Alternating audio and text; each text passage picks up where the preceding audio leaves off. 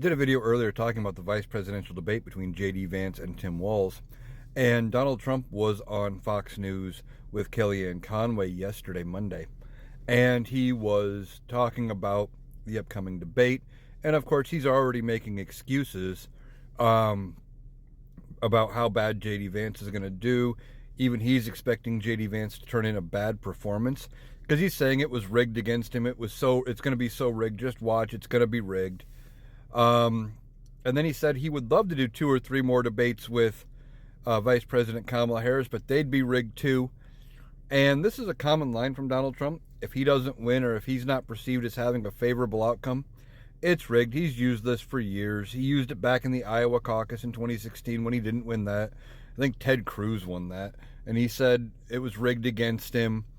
Then it was, 2016 election, he said it was rigged going into it. Then he wins, and it was the greatest election ever. 2020 election, rigged. The debates, rigged. He says it all the time, but he's already laying the groundwork, and he expects J.D. Vance to have a horrible performance. So when J.D. Vance does turn in this bad performance, he can say, well, see, I told you it was rigged. So we'll see what happens with this debate and how it goes. Like I said, best thing that we could hope for is for J.D. Vance to have a better performance than Donald Trump and draw a bigger crowd than Donald Trump did, and we could maybe get Donald Trump's ego going enough where he gives up on these rigged claims and actually accepts that next debate with Kamala Harris. So we'll see what happens, but Donald Trump is laying the groundwork to claim it was rigged yet again, even though he's got no basis for claiming that.